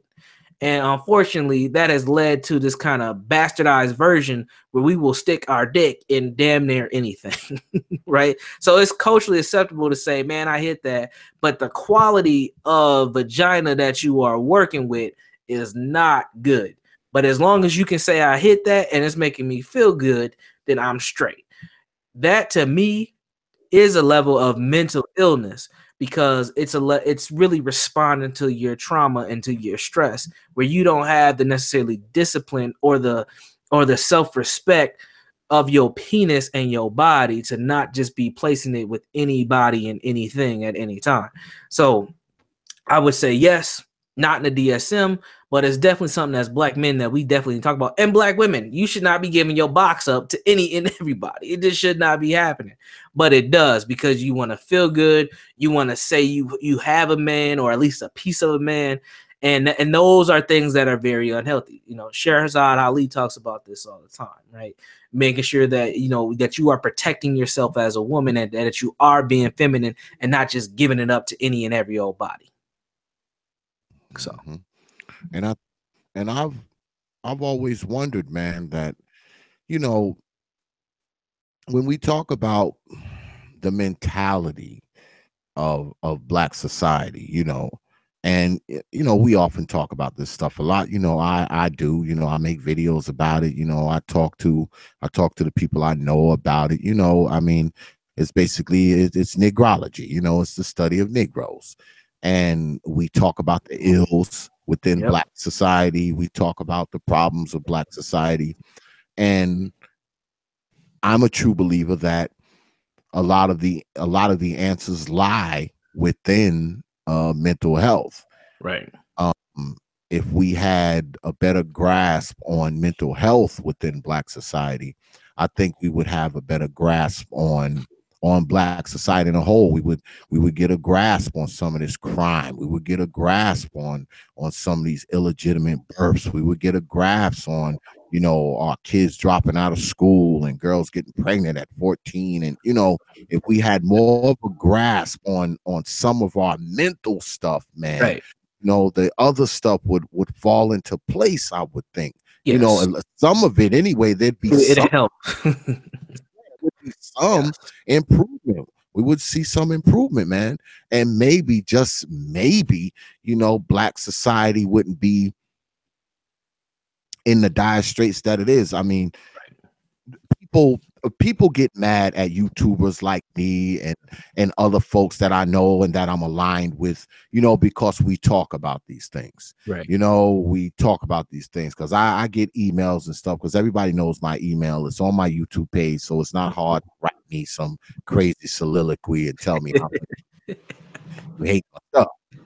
And I've gotten emails where people are like, my channel isn't even that big. I'm a little over 500 subscribers. That's where I'm hovering at right now, about 520. So I don't have a big, gigantic following, but I do have people who write me and be like, oh, X, you know, you're always talking about, you know, the problems and the ills and the this and the that, which, by the way, happens to be bullshit, because I got about 170 videos, and you can probably count them on your hand, that I really like go into the problems, because I talk about a lot of different shit. But that's neither here nor there. I still get these emails saying, oh, you need to be uplifting and you need to be talking positive and all this kind of nonsense. But see, this is what they fail to understand. And we go back into the mental health piece here, Right. is that only the hit dog hollers. Right. And not only does only the hit dog holler, if you don't at least start a conversation about these things, acknowledge these things, and try to get a better understanding of these things, that's the only way you can fix them. I mean, you can't, I can get on here all day and talk all this flowery, happy shit. Right. You know, the only thing is, most of it would be made up. Right. It would be Yes. made up. We're used Most to of it would be made up. yes. Yeah, it would be made up. So, I mean, I get on here and I talk about what I see. Okay, what I see, and I don't feel like my job is to uplift black people. That's not my job, to uplift black people. Okay, because people have been trying to uplift black people for the past 6 decades, and here we still are. So I don't think some guy, some guy who owns a power mechanic shop, can get on here with his 500 subscribers and uplift a whole society. All right, just not going to happen. What I try to do is I try to make people think. I try to get people to open their minds to new ideas. I mean, that's my thing, because see, this is my therapy. All right. This is how I give my own self therapy. I get up here and I talk about not only things that I experience, but things that I see and things that I believe hurt us as a people. That's my therapy. So I say that to say this. I believe that if each and every one of us within Black society found a thing, whatever that thing is, if they could find that thing that keeps them focused, I think a lot of these mental health problems that we are experiencing would kind of dissipate to a point. I really believe that. I believe that within Black society, there's not enough of us who have focus on anything. Right. A lot of us grow up in dysfunction, and some of us just don't have the strength to pull out of it. Right. You know, we grow up in dysfunction, so dysfunction is normal. Norm. Okay, we've been taught that that the dysfunction is normal. So when you see the quote unquote normal stuff, you see that as dysfunction because you've grown in this dysfunction all your life. So when you see something that's normal, when you see something that's more forward thinking and more progressive and more life building, I should say, when you see these life building things taking place, you think it's the craziest thing in the world. Right. You know, you think it's the craziest thing in the world because you've been raised in this dysfunction. And unfortunately, a lot of us have been raised by folks who have mental illness, whether very small or very great. Right. All right. So it has an effect on who we are as children. So ultimately, I believe it has an effect on who we become as adults. Right. And just like our predecessors, our parents, guess what? We also don't want to go to that. We don't want to go see Brother Jones. Right. We don't want to go to Brother Jones' office, not unless Brother Jones got a tunnel underneath the ground that I can come down through the basement. We don't want nobody to see us going in the office where Brother Jones, the psychotherapist, is. We don't, because even though we know we have mental problems, we still, Brother Jay Shine, what's good? We still will not address them because of whatever cop out we want to use. And I think when we do that, what we often find ourselves doing is telling ourselves, even though we know our ass is crazy, we looking in the mirror saying, I'm not crazy. Right. I'm not crazy, just because we don't want to come to your office. Do you agree? Yeah. Yeah, I do agree. We are not real enough with ourselves. I think one of the in my office, I actually took it down because I need to get a new one. But I used to have this poster that I created that said I have 2 rules for therapy. The first rule is to be honest. And it's not to be honest with me, it's to be honest with yourself. You can tell me any damn thing you want when you come into an office and see me for therapy. It don't mean nothing. But if you ain't keeping it real with yourself, this ain't gonna work. Like, you wasting your time, not mine. You wasting your time doing this. The second rule, expectation that I have is to ask questions. And as Black folks, we don't ask enough questions. We have actually been conditioned not to ask questions. Like, think about when you were a kid and you just trying to learn something, and adults always tell you stay out of grown folks' business. They tell you various different things for you to not engage in information. And I think that actually hurts us more than it does us any good. Now, I do understand that, sometimes kids don't need to know anything, certain things. But if they're inquiring about something, give them enough for them to understand and keep moving forward. But we don't do enough of that as a culture. And we have to start looking at various different ways for us to be honest. And talking positive is all fine and dandy, but if it's talking positive just to make you feel good and it ain't really to help you and nourish your mind or to help you move forward, it's pointless, right? But we're conditioned to do that. Talking positive is why people go to church all the time, because they're gonna give you that positive, good feeling, and then you're gonna leave and go back to your reality of unhappiness and just wait till you get back to church again. And that just, we have got enough of talk positive. We need some hard hitting reality and some stuff that's going to challenge us and to make us think. Black folks don't want to think about nothing. We don't. We want to be told, but we've been conditioned to be told what to do. And this is one of the reasons why we don't challenge other groups. We don't even see ourselves in competition. We see ourselves being with everyone, but everyone else is battling each other, and they're not necessarily doing it in a physical manner, but they're doing it in a competitive manner, and they're making sure that they're moving forward as a group. And this is something that we have to do, and we have to stop doing it with our Black men. We have to start doing it with our women, even though we got a lot of issues there. And we need to start seeing ourselves collectively as our competitors are these other ethnic groups, because they're organizing and building and moving forward, and we're just staying stagnant, not really striving. And I think I said this last time I was on with you, that one of my mentors, he has this quote where he says, Black folks, we have learned to adapt, but we have not learned how to evolve. And I think that that's one of the biggest things for us, is that we haven't learned how to evolve. Like, we are still stuck on the same damn solutions to the problems that continue to get more and more complicated. We're not going to march our way out of this. We're not going to pray our way out of this stuff. We got to organize and start doing various different things for us to get out of the current state that we're in. And part of that solution is dealing with our emotions and our mental health. I talk a lot about emotional health, because some of the things that we deal with doesn't really get on that mental health level. I mean, it can, but a lot of times we don't manage our emotions very well, and we fly off the handle. We do something wild and crazy, and then it ends up putting us in some jeopardy. When if we had better coping skills, coping mechanisms, and ways to deal with our stuff, we might not end up in a lot of these bad situations that we do. So yeah, thinking positive is great and all, but we got to do more than think positive. We need to be honest about stuff and be critical thinkers about stuff, but also understanding that most of us want to be told what to do. We don't want to figure it out for ourselves. Yep. I'm in full agreement with you, brother.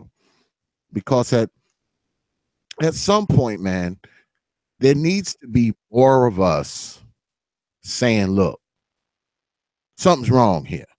I mean, it like you said, it would be great for us to, sit around and, make up shit and talk about how great everything is. All right. Just like you said, they go to church and, the pastor stands up there and tell you how great it's going to be and how Jesus is coming tomorrow. And then you get home and Jesus doesn't come tomorrow. So you wait till next Sunday and the pastor tell you Jesus is coming tomorrow again. It's, wash, rinse, and repeat. So what I believe we need, now I'll say this again, we do need some mental health help in Black society. But what we also need within Black society is people like yourself, okay? We need more of people like you. We need more mental health professionals out there that people can go to and talk to and lay down on that couch if they have to. And we also need to get rid of that thing that we have in us, man, that tells us that getting that type of help is wrong. It's just like if you were to break your leg, you're going to go to the hospital. If you break your arm, you're going to go to the hospital. So if your damn brain is broken, you need to go see Brother Jones if your brain is broken. If your brain has been broken, please go and see Brother Jones if your brain is broken.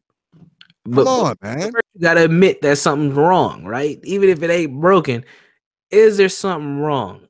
Are you in a place that you feel comfortable waking up every morning? Like, that's a good measure. Like, when you wake up in the morning, how do you feel? Do you feel like do you feel like, damn, here I go again, another day, I got to do X, Y, and Z? Or do you wake up determined to do things? Now, that sounds very motivational speaker type stuff, but that's true. Like, when you think about the first 20 minutes when you wake up, how do you actually feel? Because you're getting out of a rested state. How do you actually feel right when you wake up in the morning? And most people don't feel good. Most people don't. And that's a good telltale sign to where you're at mentally. How do you actually feel when you wake up in the morning? But we're not that reflective, and it is therapeutic to be reflective. I try to reflect all the time. I try to set some what I call day goals. Um, the one thing that I learned about Black folks, we do not do good with legacy and planning for the future. Like we just don't. Like I've given up on a lot of that type of stuff. So I just start you off slow. What do you want to get done in the next 2 days? Like just start small. Like what's your goal? Like is your goal just to talk to your mama? All right, how you doing with that? Right, starting small to build up so that we are actually moving towards something. We don't set goals. We don't plan too far out in the future. We're really moment by moment. And one of the things that I've learned about trauma is that's what trauma does. It makes the moment the most important thing because you're just trying to you're trying to solve a problem or feel good in the moment, and you're not trying to think about what's coming next. So a lot of us don't think of consequences. We're just trying to get what we can get at this very moment, and we'll figure out whatever happens to us later. And that is very dangerous thinking. So if you're one of those type of people who you ain't thinking about your future, like, and it don't even have to be the next 5 to 10 years. Where do you want to be in the next 2 months? Like, just start small. And most of us don't know. Most of us are just happy we got a job, happy, our baby mama ain't tripping, happy that we in a relationship, happy we got a new car. We just happy to have stuff, but we're not happy about investing in ourselves and evolving and developing, which is important for us as a collective to do. And putting a lot in and one of the other things I try to get people to do is understand that if you come to me for therapy, I'm not gonna fix you. That's not what I'm here to do. I'm here to help you figure out ways to fix your damn self. Because I can draw up all types of situations that can help you, but you have to believe in it for it to work, man. Otherwise, I'm not doing anything different than the preacher's done or anybody else because I'm just telling you what you need to do in your life, and you ain't taking no agency into yourself. So that's my approach. Like, if you want to do this, you got to be about what you want and how can I help you get there. I might point some things out to you that are different. I might have you think about things from a different angle, but really it's on you. And a lot of folks feel like they can't do it, but they can. You know yourself better than anybody else in the world. Your mama and your daddy might know you second best, but usually you know yourself better than anybody else in the world. So what do you need? And how do myself as a mental health provider, how do I help draw that out of you so that you can implement it and push yourself forward? Most people know, when shit ain't right for you. Like, you just know. You just got to be honest enough to say, I need some help. I need to deal with this shit and I need to keep moving. You shouldn't have to. I mean, honestly, I think that for most folks, we don't need to go to a professional mental health person. We need to just start dealing with some of our own stuff. This is why genres like self-help are very lucrative and have been around for a long time because, as human beings, we do want to improve, but as Black folks, we have to have that drawn out of us to improve ourselves. And understanding that improving ourselves just ain't about possessing things, right? Because we see improvement in I got this new iPhone. I got this new, like, that's not improvement. That's just you buying more shit. like improvement is how do you get yourself to that next level, whatever that next level might be for you, whether that's making more money, building a family, owning something. What is that next, owning like a house or land or something, a business that is getting you to the next level. That is building something, that is leaving a legacy versus you just having a new Fendi belt, you getting a Mercedes, et cetera, which that's what we see as success. But when we compare ourselves to other folks, their version of success is owning and controlling things. Our version of success is just owning materials. And that's not going to work for us, whether we're talking about mental health or as a community in general. So, Yeah, I mean, we're stuck in a culture of obtaining as opposed to achieving. Hold up, something's my virus warning is on for some reason, telling me that something suspicious is up in my computer, but it has man, tracked. people about to shut us down, man. They coming. See what the hell is going on. Can y'all hear that? Can y'all hear that? Can y'all hear it saying suspicious item has been detected?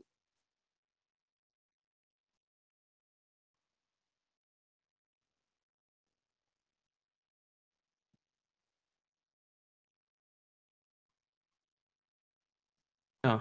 I'm trying to I'm trying to shut it up because it's in my damn earphone. Yeah. I'm trying to stop it.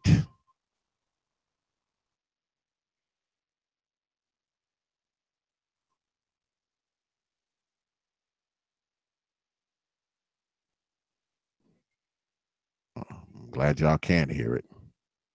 That's just bugging the hell out of me right now.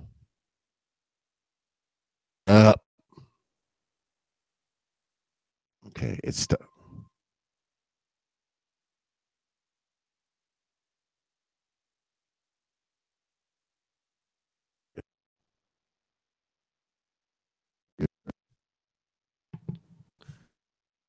I can't hear you at all, which is crazy. And now you're kind of choppy.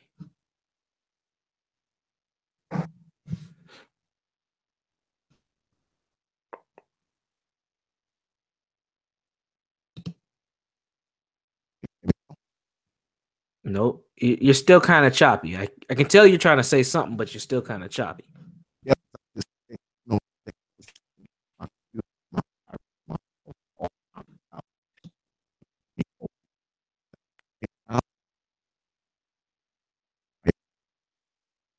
Nah, yeah, we ain't hearing you. I don't think they're hearing you in the chat either. Type 1 in the chat if you can hear me. I wonder if I need to log out and log back in. It's choppy. Let's see. All right. So they can hear me. They can hear me.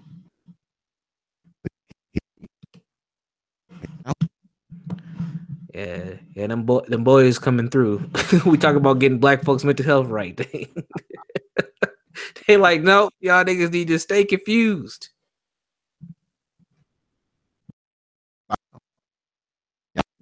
No, it's still choppy.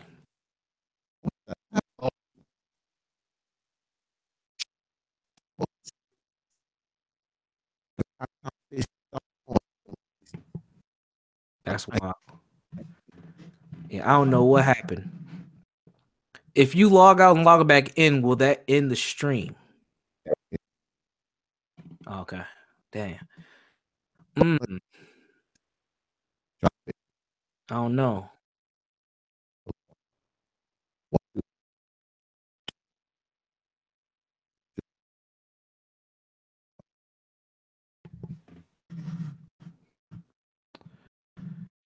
Let's see.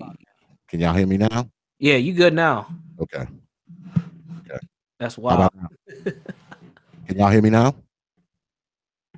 Can y'all hear me? Can y'all hear me now? I can hear you. We'll see what they say. Can you hear me? If y'all can hear me, type 1 in the chat. Okay. Yeah, you good. You hear me good, Brother Jones? Yeah, I can hear you. All right. Had to do some technical magic, y'all. You know. Okay. Now, I forgot what the hell I was saying now. Nah. Okay, well, I'll just go to the next question. Let me ask you this. Mm-hmm. A person is like beyond, because are there levels? Well, it's actually a two-part question. Okay. Of course there's levels of mental illness, right? Right. How far is too far gone? Because I got a saying where I say you can go from sane to insane, but you never go from insane to back sane. No. No. Yeah, there ain't no coming back. So once you're insane, the only thing that can literally happen is that you can just like maybe get some therapy and take some medicine and be a little less insane. You're never going back to sane again, right? Mm-hmm. Yeah. So, how do I answer this question? There's two diagnoses that come to mind for me where I'm like, they're really far gone. And it's one that's called DID, which is dissociation identity disorder, which is like having multiple personalities. I think people with that, and there's kind of a couple different levels to that too, but I think typically when people are diagnosed with that, you're kind of far off the deep end. The other one would be schizophrenia. I think schizophrenic people are definitely kind of in a whole different type of reality when it comes to their level of mental health, because a lot of them are like they have transcended into their own reality that does not match where everybody else is at. And when you talk to a schizophrenic person, they're talking to you like the stuff that they're sharing with you is very real to them, but it is not real to us. Um, and I think those are probably the two where people are really out there, really out there. Most of the other diagnoses are livable and treatable, but I would say those two are probably the most difficult when it comes to mental illness. Even people who have, I used OCD earlier. You can live with OCD where it's odd behavior, but you can still live a normal life. People with depression, they can bounce back and live a normal life. People with anxiety, that can be controlled. Even people with PTSD can be treated. Now you might still have triggers, but there's different things, cognitive therapies that you can learn how to manage that. But yeah, as far as off that deep end, schizophrenia and DID would be the two that I would say, man, it's hard to deal with them folks, and they just out there. And it sounds like the dude in New York definitely is probably schizophrenic for sure.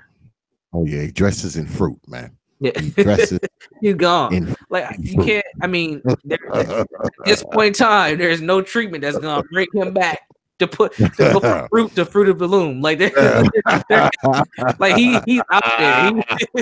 He's sticking with the Chiquita bananas and all that. Yeah, Like yeah. So there's no return, man. yeah, There's just he no out there. return. Unfortunately, And I mean, the crazy thing is, man, this is what bugs me out. Okay, this is what makes me believe that the authorities like to see us in this predicament, because I'm a black man, all right? I'm a 6'2" black man, okay? I weigh about 230 pounds. So I'm not a little guy by no measure, right? And if I was to stand on a corner all day, right? Not doing nothing, all right? And I'm quote unquote, not insane.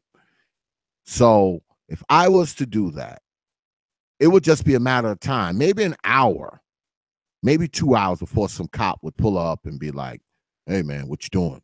Got any ID on you?" But these crazy folks can stand out there all day, dressed in fruit, saying some of the most craziest, outrageous nonsense. And you know what the police do? They ride right by them. They don't. It's like, it's all right if you crazy. The only time that the authorities even think about messing with crazy people is when a crazy person has done something so off the ship that it constitutes a crime, a real crime. And usually that crime has to be, how many crazy people, man, have pushed people in front of subways and pushed right. people out in traffic and pushed people off of bridges. And I mean, because that kind of shit happens in New York Mm-hmm. all the time. That's the only time they even think about those people, and they see those people walking the streets talking to themselves and dressed in fruit. And there's one guy that I see, man, out there when I go. He rides a bike. He's like 45 years old, and he literally has on a woman's bikini riding his bike. Now the man is obviously nuts, but you think that the cops would pull him over and be like, "Hey buddy, the last time I was up there, and we were up there, it was this was like September, and Mm-hmm. guess what, it wasn't warm at all because I had on a big ass snorkel. All right, it was cold. This dude was riding down Fulton Avenue in the middle of Brooklyn with a white bikini on. Now you know this brother is nuts. So how come they're not pulling this brother over and saying, "Come on, brother, we need to take you to somewhere. We need to take you to Brother Jones so you can talk to him or something." And they don't mess with these people. They don't. But a brother like me, if I'm out on that same block doing absolutely nothing for too long, here come the police. Which leads me to believe that they love to see us when we all mentally, screwed up. Right. They don't have a problem with it at all. No. And then think about it. They got a place for you. They don't have a place for the mentally ill person. So let them just stay out in society and do whatever. But you, if we can find something on you, we got a place for you. We gonna take you to that county jail and hopefully that prison. That's the easy answer to that. We got a place for them folks. We don't got a place for these folks. Right. Yeah. So they don't have a place. They don't have a place for the guy who eventually pushes some lady in front of a speeding train. And not have a place for them. And typically mentally ill people, I mean, when they do get arrested, they get released because they don't know. I mean, the police departments are not equipped to deal with mental illness at all. They're just not. Like, matter of fact, here in Minnesota 2 days ago, we had an officer shoot a young man in City Hall, a black dude. So a brother got shot in City Hall by a police officer. And apparently what they're saying is he had a knife. So apparently the police did not search him correctly in City Hall. And they had him going through, I think he was going through some type of booking to see a judge, but he's wilding. So at some point he's wilding. He's obviously having some manic episode, pulls out the knife. And I don't know if he's trying to attack the officers or what, but they said he was being suicidal and harming himself. And they ended up shooting him. Now, he didn't die, but he still got shot in City Hall. So this is like a big news story right now in the Twin Cities. I'm trying to figure out what's happening with this young man. Hopefully he doesn't die, because I don't know what type of harm he did to himself with these cuts or what, but he got shot in City Hall. In City Hall. The police shot another brother in City Hall. So could they have, if they would have had better training in mental health and mental illness, could they have done something different to help restrain this guy besides shooting him? Was that the last resort? Could they have tased him or used mace to get him to drop the weapon? But they resulted in this firing a gun on this man. Would it have been different if he was not black? These are the questions that I ask, because these are valid questions based on the experiences that we've gone through. Mm-hmm. Well, you already know the answer to that. I mean, if he's nuts and he's white, right? He'll get a dash of pepper spray. If he's nuts and he's black, he gets a hot one in him. Yeah. And hopefully he survives. 16. So man, it's no remorse out here as black people. And this is why mental health is important. And for us, when we have family members who are going through these things, to be supportive. Now, it's hard, though, because a lot of us aren't equipped to deal with that. But if you address it in a family manner and try to get some help for the individual, that's what's important. I have folks in my family who definitely got some legit mental illness, right? But a lot of times it's hard because I can't be the go-to because I got the experience, I can't always be the go-to to fix the problem. Like, I need support from you being the mom, or you being the cousin or uncle or dad or whatever the case. And we need to address it as a team to help this individual in our family. And a lot of times that level of support is just not there. So it's important because we can't expect police to come and be the enforcers or be the support for mental illness breakdowns. And there are actual agencies. I don't even know what you would call it, but there's these teams. Well, we have it here in Minnesota. We have what we call the COPE team. It ain't in every county, but if somebody's having a mental breakdown, you can call the COPE team, and they'll send a unit of mental health professionals to come assess the situation and figure out what the next step will be. Does this person need to go to the emergency room? Does this person just need to be de-escalated and can stay home? Does this person need to be committed into a mental health unit, or mental illness unit, psych unit? So there's a couple different, I don't know if that's in every state if they have that, but we do have that here where you don't have to call the police. You can call actual professionals to come out, assess the situation, and help determine what the next step is for the individual. But depending on cops, gonna end up people being hurt, locked up, or dead, especially if they black. Oh yeah, man. I mean, a lot of the brothers that have been killed since I've been keeping track of them. I got so many images of brothers that have been shot by the police in my computer that I have had to keep a separate file. And a lot of these brothers who have been shot dead by the police had a history of, mental health problems, mental health challenges. And like I said before, I don't believe these brothers would be dead if they were white. I just don't believe that. I don't believe these brothers would be dead if these cops had, if they had the wherewithal or the training, like you said, to be able to assess the fact that, hey, this dude is crazy. Right. So we just need to handle him, like we handle mentally challenged people. Because you would think, if you're a peace officer and you're on the streets, you don't know what you're going to run into. You may run into someone who's schizophrenic. You may run into someone who's psychotic. You may run into someone who has none of those issues.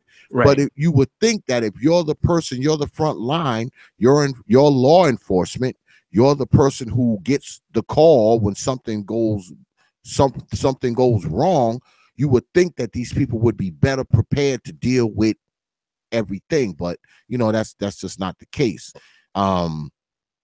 especially when it comes to black folks, because they don't give a damn if you're crazy or not.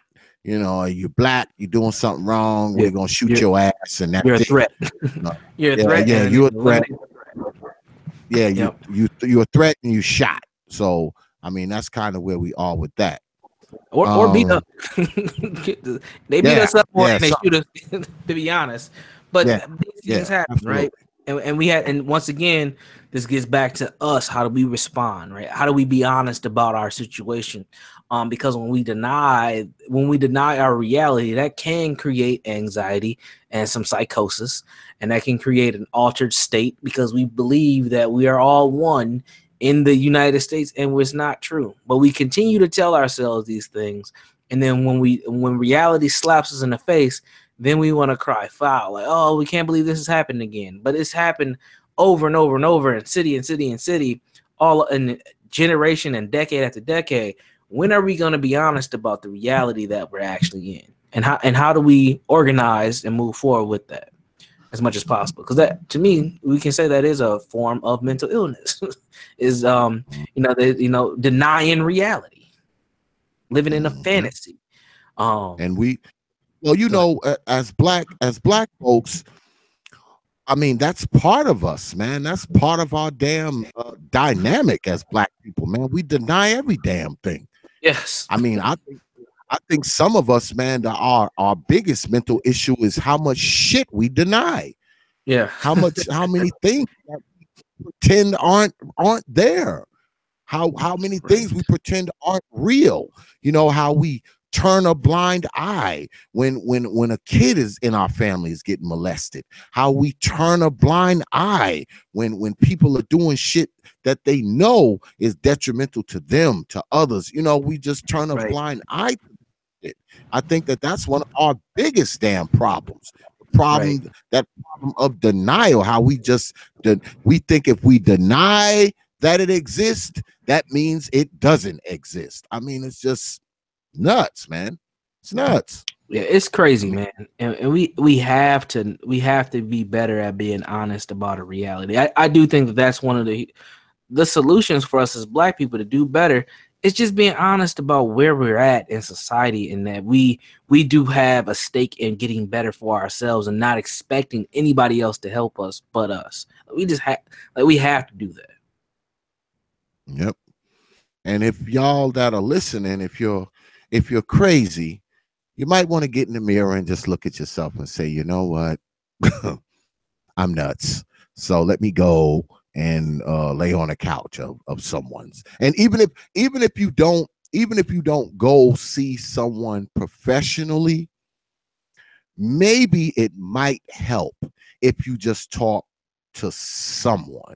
I mean, but I'll say, like I said earlier, we spend these billions of dollars on a bunch of BS. So I mean, we can scrape up a few dollars to go see a discount psychotherapist. Okay, we can find one on the cheap. We can do something. We can do something for ourselves, because, like I said, we always spending money on BS. So we might want to put a little bit of money.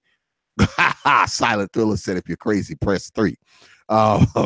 If we could spend all this money on nonsense, we might want to invest a little money into ourselves. Just like I tell people on another show, I've told people.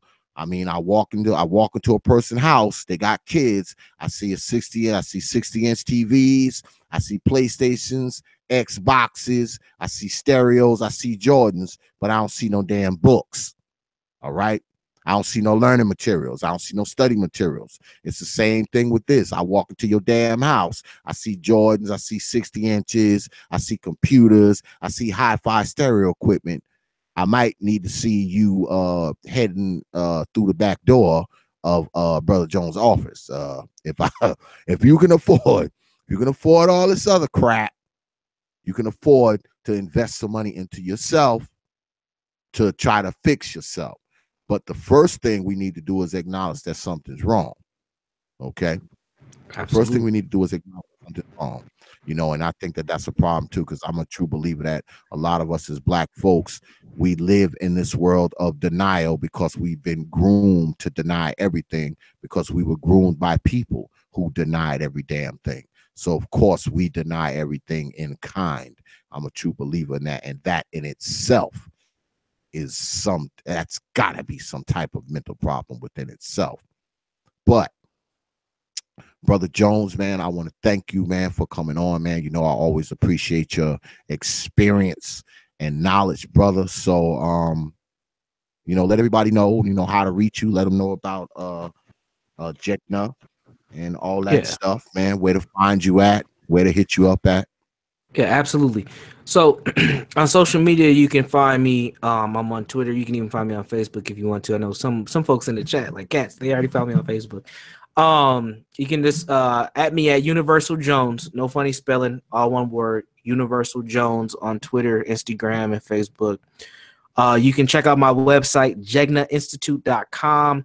Also, the podcast is Jegna Institute, and also I am on YouTube. I need to get better at YouTube. 2018. I plan on putting out a lot more content on YouTube, so you can go subscribe to my YouTube channel. Just type in Jegna in the search, and you should be able to find me. Not a lot of people know what that is or even use that word, so you should be able to find me on YouTube at Jegna Institute. So, check out my podcast. I got a lot of old episodes up there loaded. I plan to put out some more content soon. You can email me. You can find all that information on my website, JegnaInstitute.com. So definitely subscribe, check it out. If you have any questions or you need any help trying to find a mental health provider in your area, or any questions that you want to bounce off me, I'm available. I don't mind Skyping folks too. So whatever the case may be, just let me know if you need some help. I'm here. Mm-hmm. Open your mind and get your damn minds right. God damn it. Get that, and I am right. I am really seriously thinking about holding like Google Hangout therapy sessions where people can just come in, ask some questions, or chop it up, whatever the case, something therapeutic. It doesn't have to be therapy. I ain't gonna diagnose you on air or anything like that. But it's just an opportunity for you to vent and get shit out. Because really, I think that's really one of the biggest opportunities. You don't need to go to a professional like myself. You don't. If we just collectively organize, let's say you and 3 people that you know, or maybe you don't know them, decided to just go to each person's home and spend one evening, and you guys just circulate through each other's home, made some food, got some wine, whatever the case may be, whatever you do, right? And y'all just talked about an issue, that will help. That, believe it or not, that will help if you're just addressing the issue. You don't have to go to professional. Now, if you got some deep, hardcore stuff, I highly recommend you go to someone who's trained, preferably a Black person, so they can understand your background. But if you're in an area where there ain't a lot of those options, trying to get somebody who's thorough and specializes in what you're dealing with. That's really the key, because you don't want to just go to anybody. You want to go to someone who focuses on what you're dealing with. And you can find that information at Psychology Today. Most states have a place where you can find a lot of their mental health professionals. If you struggle with any of that, feel free to hit me up and I can try to help navigate some of that for you, no matter where you're located. So yeah, that's me. All right. I hope y'all heard that, man. Y'all got a brother right here who's in the field. You know, if you got, something going on and you're ashamed or afraid, or maybe you don't have the finances, I'm pretty sure you hit up Brother Jones, man, and he'll work something out with you. Cause from what I know of this brother, he really likes helping his people, and he's a good brother. So I'm pretty sure he'd be willing to work something out with you if Oh, absolutely. you financially strapped, or you're shy, or you're scared, you don't want to be seen walking into an office or something like that. You need to hit the brother up, man, because it's not going to do nothing but help you. It ain't going to hurt you. It's not going to do nothing but help you. So and I think that's the approach we need to take, man, when it comes to this type of stuff. Once again, I want to thank you, Brother Jones, for coming through. You're a good brother, man. You're welcome on this platform any old time, and I might be hitting you up myself. My ass may need some damn therapy Let's around here, do it. Let's and do I ain't ashamed to say it in front of your people neither. Damn it. it. Um, and everybody else, I want to thank y'all for coming through, watching, liking the video, all the people in the chat. Once again, I want to thank my donors. They've been hitting me off with some donations here lately. I've been getting a lot coming in. Y'all know who y'all are. I appreciate y'all. Make sure you like, share, and subscribe this channel. Also, stop by the Proper Thought Series website, www.wiki. Don't even try it. .wikifoundry.com. Also stop by Prophet of Thought series on YouTube, the main YouTube page. Also stop by the TPOT bandwagon page on YouTube, and we have a Prophet of Thought series group fan page as well. We also are on WhatsApp, and we got an Instagram. Now, mind you, I'm not really on WhatsApp or Instagram all that much, but if you stop through there and holler at me, I'll make sure I'll say something. And also tomorrow, make sure you tune in 9:30 Eastern time. The four unicorns will be back. Tomorrow we will be talking about, as a matter of fact, let me put their theme music in the background. As a matter of fact, tomorrow we will be talking. I'm gonna have the ladies talking, y'all, about what they would do if they were in charge of black folks. If they were the queen, the mayor, the president, the ruler of black folks. I will be asking the four tomorrow. So y'all need to tune in for this one. It's going to be good. It's going to be interesting. That's the four unicorns, y'all. Y'all know what it is. And there's only one place to find them, right here on the Prophet of Thought series, the OTPOT Media YouTube page. So tune in tomorrow, where you will hear Lady Katz, Lady Ming will be back, Lady Classic, and Lady Kendra tomorrow. Unicorn 4 live and in effect right here on the old TPOT YouTube page. So make sure y'all stop by and check that out tomorrow. All right. Once again, I want to thank Brother Jones for coming through. I want to thank everybody for stopping by. Thank all y'all for listening and tuning in to the Prophet of Thought series. Y'all know it's always appreciated. So with that, I will leave y'all with 3 words, like I always do. Open your minds. And we out of here, y'all. Peace. The Prophet of Thought series.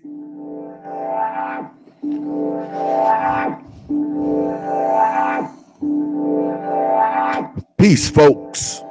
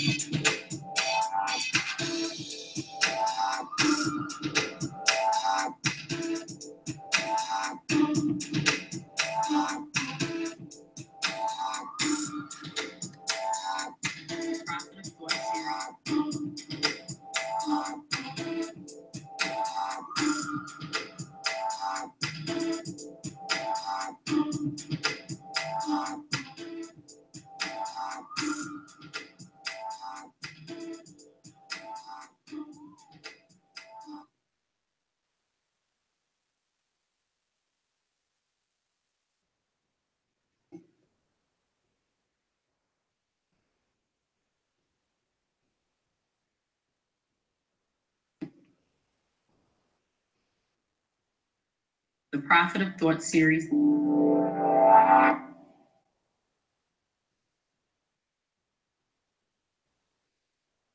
Only from TV Media. Open your